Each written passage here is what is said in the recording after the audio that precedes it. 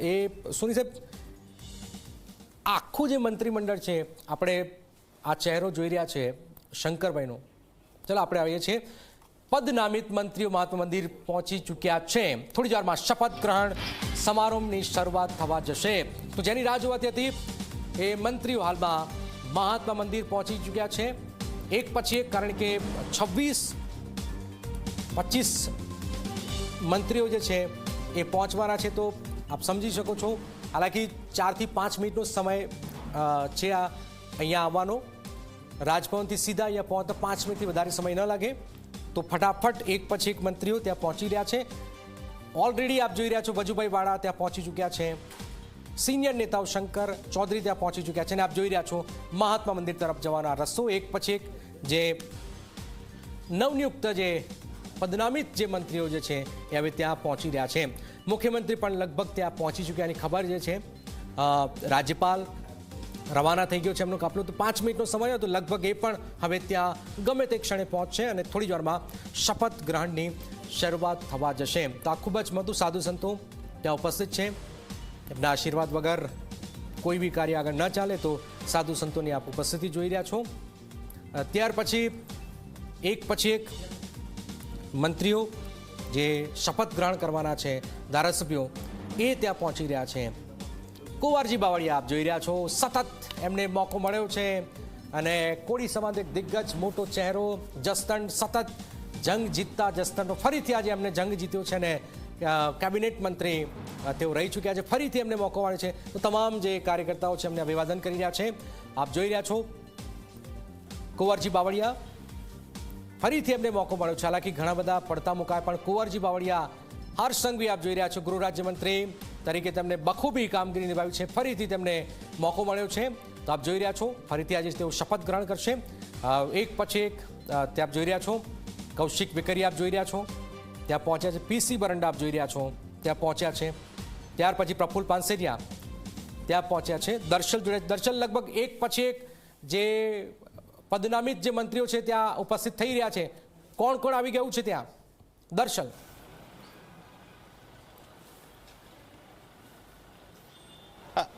જરાક મહાત્મા મંદિરની બહાર જે ગેટ નંબર 3 છે, જ્યાંથી વીઆઈપી એન્ટ્રી જે સીએમ જેપી નડ્ડા અને એ લોકોની એન્ટ્રી રાખવામાં આવી છે, એ ગેટની બહારથી આપણે આ દ્રશ્યો બતાવી રહ્યો છું। અહીંયા એક બાદ એક કોન્વે આવી રહ્યા છે અને ત્યાંથી એ વીઆઈપી લોકોને એ પ્રવેશ આપવામાં આવી રહ્યો છે।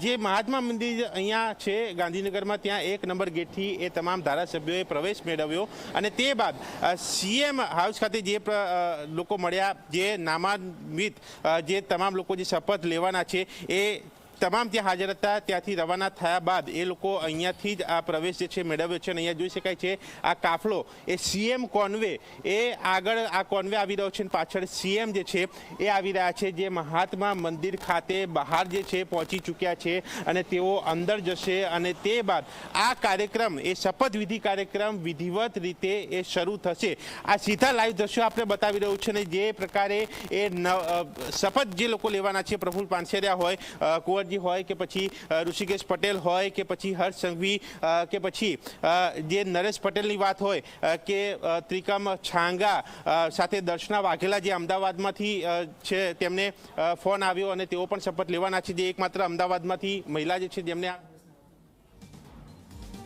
એક પછી એક જે શપથ ગ્રહણ કરવાના છે એ મુખ્યમંત્રીનો કાફલો પહોંચી ગયો છે મહાત્મા મંદિર। કનુભાઈ દેસાઈ નાણામંત્રી રહી ચૂક્યા છે, અર્જુનભાઈ આપ જોઈ રહ્યા છો, તમામ જે નવા ચહેરાઓ જે છે જેમાં આપ જોઈ રહ્યા છો જીતુ વાઘાણી, નરેશ પટેલ, આ જે ચહેરાઓ જે કેબિનેટનો એમનો દરજ્જો લગભગ ફાઇનલ માનવામાં આવી રહ્યું છે અને આપ જોઈ રહ્યા છો કે આજે શપથ ગ્રહણ સમારોહ અને ત્યાર પછી મંત્રીમંડળ કોને આપવામાં આવશે એની ચર્ચાઓ થશે। પહેલેથી જ આપ જોઈ રહ્યા છો કે એક પછી એક નેતાઓ ત્યાં પહોંચી રહ્યા છે।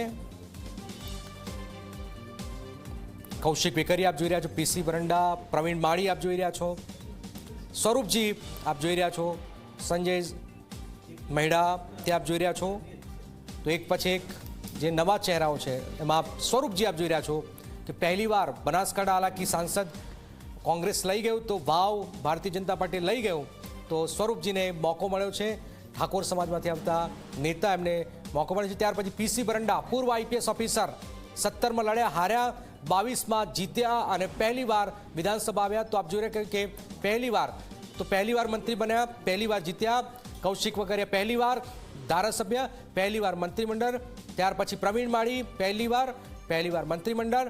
તો આપ જોઈ રહ્યા છો પહેલીવાર દર્શનાબેન પહેલીવાર મંત્રીમંડળ. તો પહેલીવાર જે જીત્યું છે એને મોકો ઘણો બધો મળ્યો છે. હરસંઘવી આપ જોઈ રહ્યા છો, સૌથી વધારે નજર હરસંઘવી પર છે. હરસંઘવી આપ જોઈ રહ્યા છો ખૂબ જ ઉમદા કામગીરી રહી છે ગુજરાતની અંદર. અને નરેશ પટેલ આપ જોઈ રહ્યા છો. અર્જુન મોઢવાડિયા કોંગ્રેસથી આવેલો આ એક મોટો ચહેરો, ચર્ચાઓ ઘણી બધી થઈ, પણ આખરે અર્જુન મોઢવાડિયાને મંત્રી બનાવાયા છે. પ્રફુલ્લ પાનસેરિયા એમને રિપીટ કરાયા, નરેશ પટેલે મોકો મળ્યો. ત્યાર પછી આપ જોઈ રહ્યા છો ત્રિકમ છાગા હોય કે સંજયસિંહ મહેડા હોય, આ તમામ જે છે ચહેરાઓ એમને મોકો આપવામાં આવ્યો છે.